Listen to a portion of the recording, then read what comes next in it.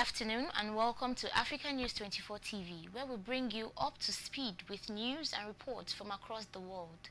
I am Christiana Chikeze. We begin at the presidency, where President Bola Tinubu has assured Nigerians that a state policing system would soon be established, describing it as a key measure to tackle insecurity across the country. Tinubu made the declaration while addressing members of the ruling All Progressives Congress at the party's National CAUCUS meeting in Abuja. He expressed confidence that the National Assembly would pass the required legislation following consultations with foreign partners. The president also emphasized the importance of implementing local government autonomy, insisting that councils would receive direct funding to enhance governance and security effectiveness. Vice President Kashim Shettima highlighted APC's strengthened political position, noting the party now controls 28 states. Party leaders also expressed unity in supporting Tinubu's security and governance agenda. The state police proposal, which requires constitutional amendments, is intended to devolve certain policing powers to states, allowing for more localized and responsive security measures.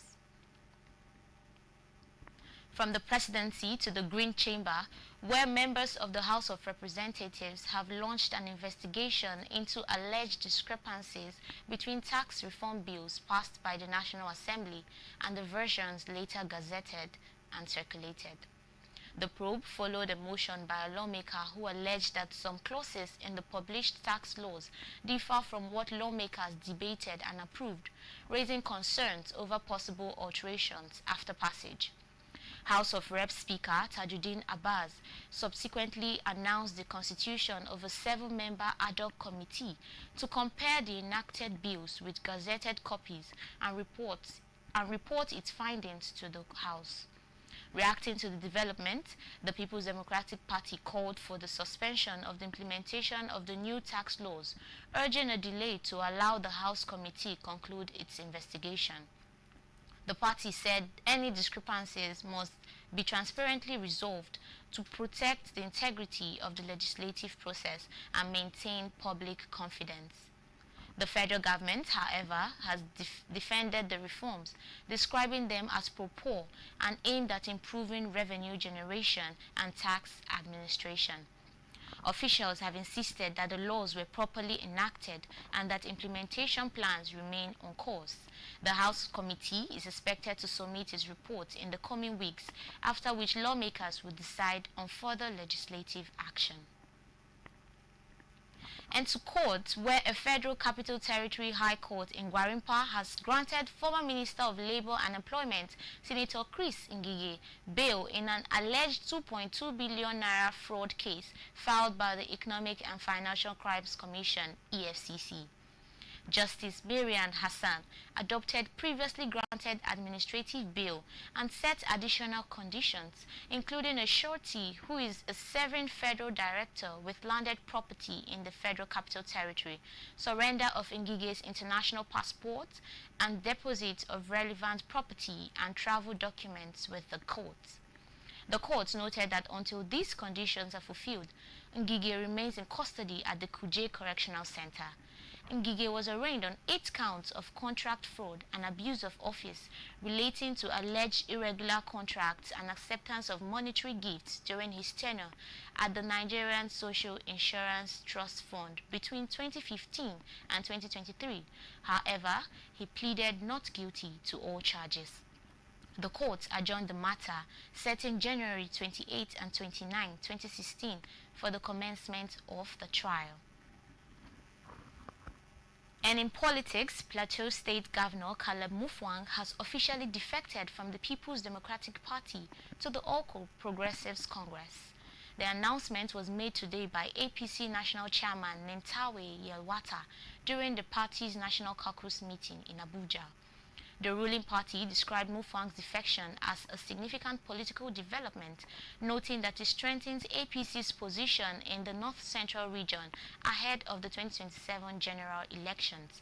Reports indicate that Mutfwang had been considering the move for several months amid political pressure and negotiations with APC leaders, noting that his defection reflects a broader trend of PDP governors switching allegiance to the ruling party in recent years. Mufwang's move is expected to have substantial implications for Plateau State's political landscape and the APC's strategic positioning ahead of the next elections. Still in politics, a faction of the African Democratic Congress led by Nafiu Bala has suspended 15 party members, including former national chairman Chief NWOSU, for 6 months over alleged anti-party activities. The suspension, announced at a National Working Committee meeting in Abuja, cited actions by the members that reportedly disrupted party cohesion and undermined authorized operations. The affected members include Balarabe Rufai, Ibrahim Mani, Dr. Bamidele Ajadi, Kenneth Bandi, and others. The Bala-led faction also disowned several congresses organized at the state and local levels, labeling them unauthorized, and announced new appointments to strengthen its leadership structure.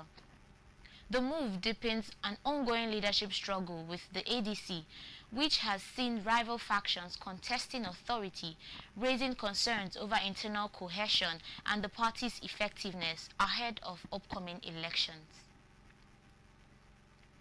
Moving on, the increasing rate of drug abuse in Nigeria has prompted a comprehensive probe by federal lawmakers amid fears that the trend poses a serious threat to public health, national security, and social stability. At the opening of an investigative hearing, the House Ad Hoc Committee on Drugs, Trafficking, Alcohol, and Tobacco abuse warned that the widespread use of illicit and controlled substances is destroying lives, weakening communities, and placing the country's future at risk, prompting pungent legislative action. Our next report tells more. The House of Representatives has commenced a probe into the rising cases of drug abuse in Nigeria, describing the situation as a serious threat to public health and national security. Chairman of the House Ad Hoc Committee on Drugs, Trafficking, Alcohol, and Tobacco Abuse, Honorable Oluwatimehin Adelegbe, said the exercise was aimed at identifying systematic failure and recommending the effective solution to curb the maintenance. We support industries, we value investors, and we welcome innovations. But no business model can be allowed to thrive at the expense of Nigerian lives. No profit margin can justify the destruction of our youth. No corporate actor will be permitted to hide behind compliance rhetoric while fueling an addiction epidemic. The committee, during an investigative hearing in Abuja, warned that the widespread abuse of substances such as cannabis, tramadol, and codeine-based syrup, alongside poorly regulated alcohol and tobacco products, was destroying lives and destabilizing communities. It attributed the influx of fake and dangerous products to weak border enforcement and regulatory gaps, stressing that the probe was an accountability process and not a witch hunt. Let me emphasize here clearly. This House is not against legitimate business operations.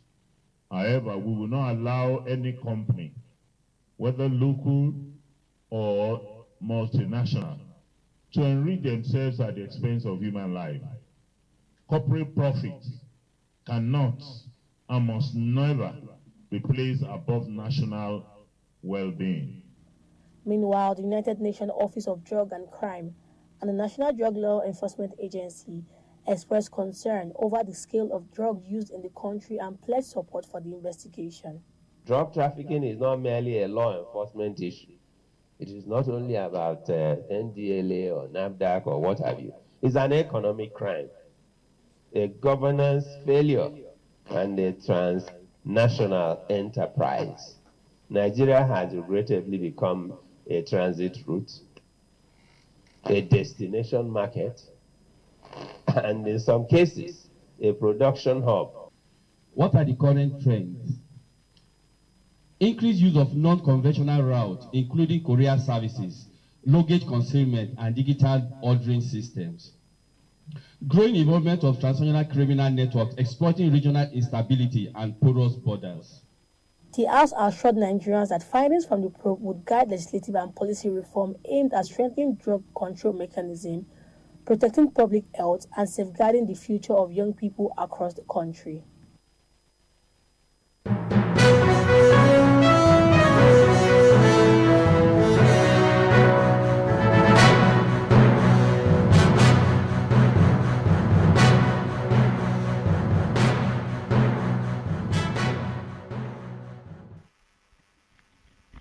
Now to the business news. President Bola Tinubu has appointed Dr. Mulisiu Olalekun OSENI as the new chairman of the Nigerian Electricity Regulatory Commission, following the Senate's confirmation of the Commission's reconstituted board members.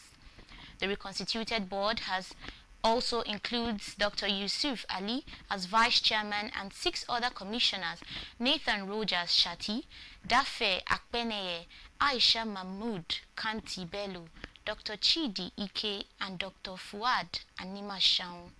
OSENI's appointment effectively replaces Abdullahi Ramat, whose nomination earlier in August 2025 for the NERC chairmanship was not confirmed by the Senate. Ramat's bid was reportedly stalled after the Senate Committee on Power received petitions and declined to proceed with his confirmation. The presidency has directed the newly constituted board to deepen and consolidate ongoing reforms in Nigeria's power sector in line with the provisions of the Electricity Act. Moving on, the federal government has confirmed that 149 companies currently benefiting from pioneer status tax incentives will continue to enjoy their tax holidays for at least 2 more years, even as the country prepares to implement a new tax regime from January 1st, 2026.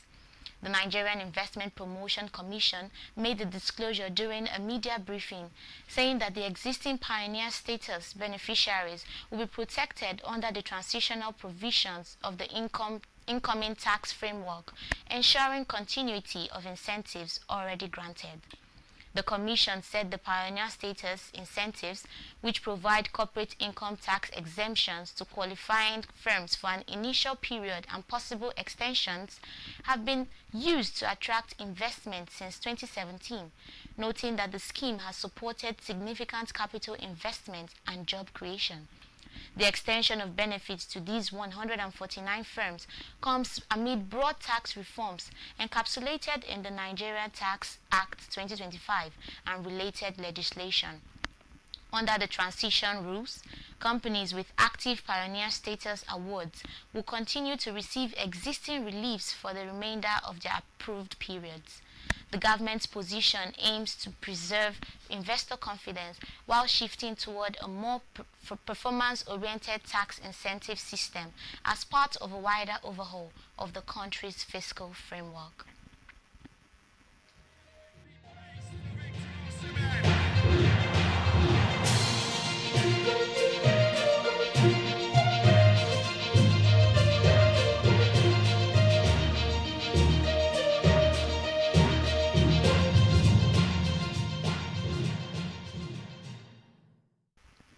And in the world of sports, Celtic striker Kelechi IHEANACHO has come under renewed injury concerns following another hamstring setback, prompting criticism of the club's handling of his fitness. The Nigeria international was forced off early during the Premier Sports Cup final against St. Mirren after appearing to suffer a recurrence of a hamstring problem, making it his second such injury since joining the Scottish champions.